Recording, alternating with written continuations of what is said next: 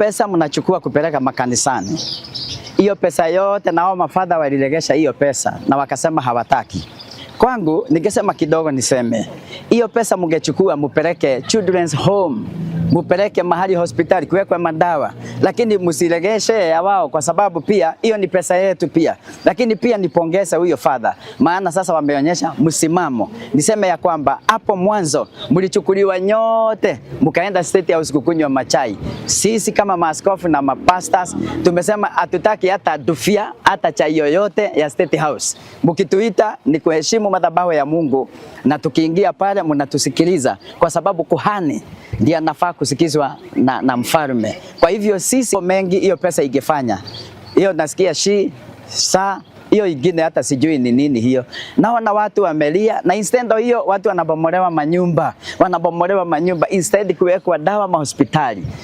Hata mambo mengi ambayo imeharibika nchini yetu, barabara ni bofu, hospitali hakuna dawa, wanafunzi wa university wote wako barabara. Na sasa mwachukua pesa mwapeleka kanisani ili mpate mileage ya 2027, na hiyo tumekataa kama kanisa.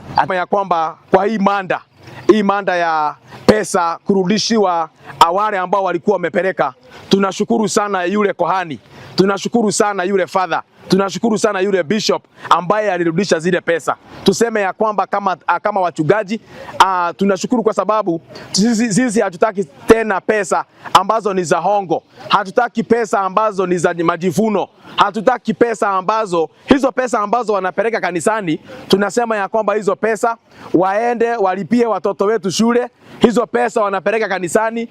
Imagine mtu anapeleka milioni 2 na kuna watu wanakufa na njaa. Imagine kuna mtu anapeleka pesa na SHA na hiyo SHIF, kuna watu wanakufa. Ile mistake kubwa sana ambayo tulifanya kama kanisa ni kwa sababu ya hizo pesa.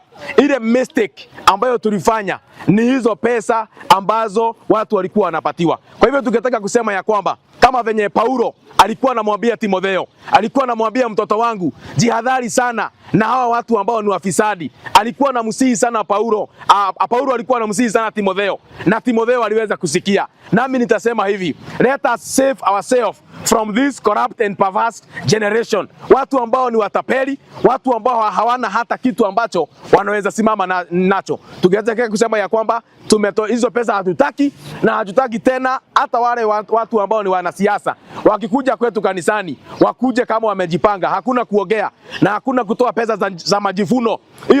Hiyo ni majivuno. Hizo pesa wanatoa, sio Mungu amewaambia watoe, ni majivuno.